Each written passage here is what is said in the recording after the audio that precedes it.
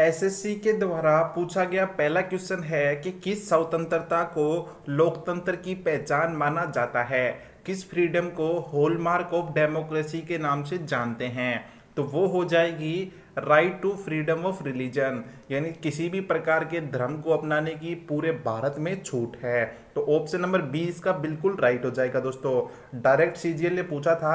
अब इसके बारे में अगर बात करें तो जितने भी हमारे फंडामेंटल राइट्स हैं अमेरिका से तो लिए गए हैं और आर्टिकल 12 से लेकर आर्टिकल 35 तक रखे गए हैं। ये बात आपको ध्यान रखनी है।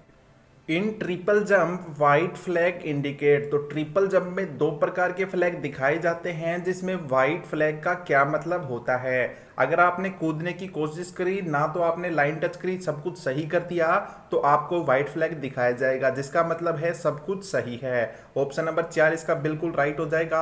अगर इसके अपोजिट आपको लाल रंग का झंडा दिखाया जाए तो उसका मतलब होता है, अब भाई सांड को आप लाल रंग दिखाओगे इसका मतलब क्या है कि कोई दुर्घटना होने वाली है। अगर आपने लाइन टच कर दी तो आपको व्हाइट फ्लैग दिखाया जाएगा, इसका मतलब आपने फाउल कर दिया।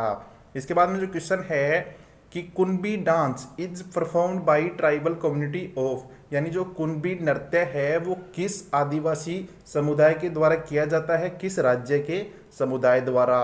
तो वो है गोवा राज्य के आदिवासी समुदाय के द्वारा किया जाता है। अब इसके एक दो इम्पोर्टेंट नृत्य और हैं जैसे कि फुगड़ी जो कि गोवा का स्पेशल नृत्य है, और डालो यह भी यहीं से संबंध रखता है। तो आपको तीनों डांस याद रखने हैं। इसके बाद में क्वेश्चन है कि चक्रवात को आप जानते हैं जगह जगह पर डिफरेंट नामों से जाना जाता है। तो फिलीपींस में आपसे पूछा है कि इसको किस नाम से जाना जाता है। अब आपको बता दूं इंडिया में भैया इतना टाइम नहीं है कि हम किसी चीज़ का नाम रख सकें, तो इंडिया में तो इसको साइक्लोन के नाम से जाना जाता है। अब हरिकेन की बात करें तो जो अमेरिका साइड देश हैं उसमें हरिकेन बोला जाता है, विल्ली विल्ली बोला जाता है ऑस्ट्रेलिया साइड में, और जो टाइफून है चाइना हो गया, फिलीपींस वगैरह में इसको टाइफून के नाम से जाना जाता है। मैंगो सावर की बात करें तो दोस्तों यह कोई साइक्लोन नहीं है, वर्षा का ही प्रकार है जो कि कर्नाटका में बोला जाता है। भारत में शस्त्र अधिनियम जिसको हम बोलते हैं आर्म्स एक्ट, तो उसको किस साल पारित किया गया था। तो इंडिया में आपको बता दूं यह पास किया गया था 1959 में। ऑप्शन नंबर 3 इसका बिल्कुल राइट हो जाएगा। अगर आपको बताऊं कि इसने किसको रिप्लेस किया था तो इसको रिप्लेस किया था जो 1878 में आर्म्स एक्ट हुआ था इंडिया में, उसको इसने रिप्लेस किया था। और किसके समय ये पारित हुआ था तो लॉर्ड लिटन के समय ये पारित हुआ था। आपको ये फैक्ट भी ध्यान रखने हैं। जीतने के लिए खेलना किसकी आत्मकथा है। Playing to win is an autobiography of, तो वो है साइना नेहवाल की। किस खेल से संबंधित है कमेंट करके जरूर बताइएगा। सानिया मिर्जा की बात करें तो इनकी आत्मकथा है as against odd. Mary Kom की बात करें अनब्रेकेबल एंड ऑटोबायोग्राफी इनकी आत्मकथा है। नेक्स्ट क्वेश्चन है कि भारत के संविधान का कौन सा अनुच्छेद भारत के जो कंप्ट्रोलर एंड ऑडिटर जनरल होते हैं उनकी ऑडिट रिपोर्ट के बारे में बताता है। तो जिस भी मेरे साथी ने आर्टिकल 148 सोचा है बिल्कुल गलत है। 148 आर्टिकल तो यह बताता है कि भारत में भैया एक कंप्ट्रोलर एंड ऑडिटर जनरल होगा, यानी पोस्ट के बारे में बताता है। 149 की बात करें तो वो सीएजी की ड्यूटी के बारे में बताता है कि भैया इसका काम क्या होगा। तो इसका राइट आंसर हो जाएगा ऑप्शन नंबर 3 151 आर्टिकल, जो कि सीएजी की ऑडिट रिपोर्ट के बारे में बताता है। डेविस कप का किस खेल से संबंध है आपको वो बताना है। तो डेविस कप का संबंध है टेनिस से। अब आप साथियों के लिए एक छोटा सा क्वेश्चन है कि जो ये French open, Wimbledon, Australian open होते हैं ये किस खेल से संबंध रखते हैं, कमेंट करके बताना है। इसके बाद में क्वेश्चन है कि प्रसिद्ध उपन्यास दुर्गेश नंदिनी किसके द्वारा लिखा गया था। तो वो लिखा था बंकिम चंद्र चटर्जी ने, जिन्होंने हमारे वंदे मातरम की रचना करी थी, ये यही थे। अब इनके बाकी नोवेल की बात करें तो देवी चौधरानी भी इन्होंने लिखा था, और साथ ही साथ जो आनंद मठ है वो भी इनकी रचना है। Which water body makes up only 4.3% of the global ocean, यानी ऐसी कौन सी वाटर बॉडी है जो केवल पूरे पानी का 4.3% ही कवर करती है। तो ऐसा ओशियन तो वही होगा जो सबसे छोटा होगा। तो इसका राइट आंसर हो जाएगा option number D Arctic ocean.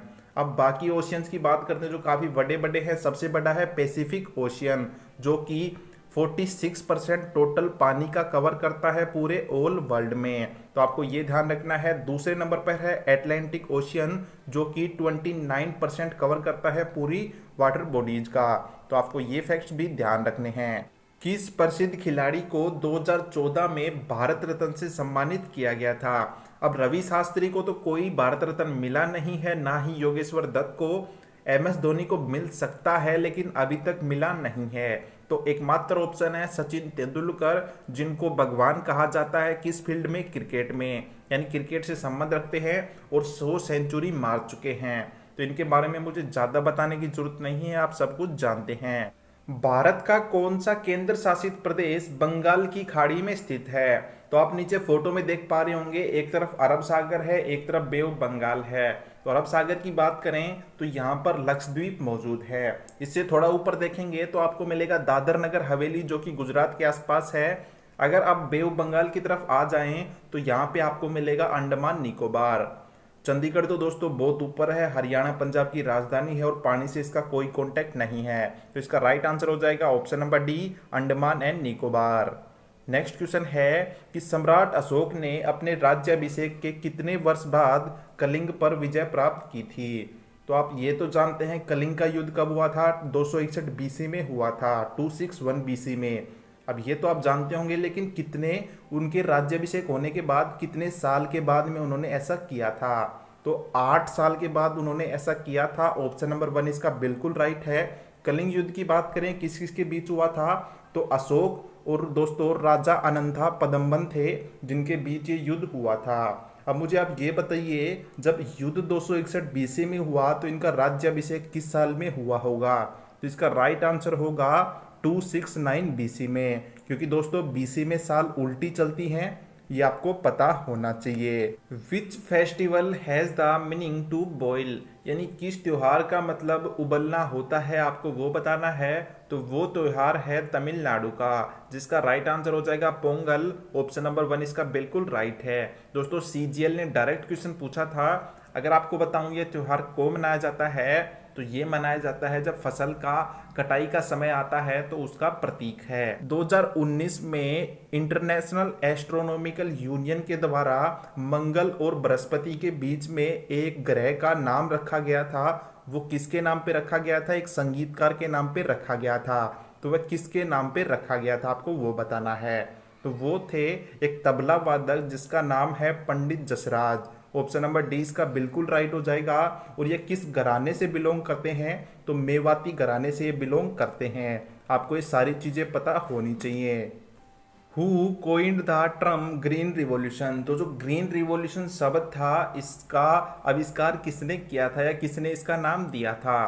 तो दोस्तों ना तो इसका आंसर नॉर्मन बोरलॉग है, ना ही MS स्वामीनाथन है। इसका राइट आंसर हो जाएगा option number B, William Gaud. जी हाँ दोस्तों, विलियम गाउड ने ही ग्रीन रिवॉल्यूशन का नाम दिया था। उसके बाद में हम फादर ऑफ ग्रीन रिवॉल्यूशन किसको जानते हैं? नॉर्मन बोरलॉग को, जो कि कहाँ से बिलोंग करते हैं? अमेरिका से बिलोंग करते हैं। अगर इंडिया की बात करें किसको फादर के नाम से जाना जाता है ग्रीन रिवॉल्यूशन का, तो वो है MS स्वामीनाथन।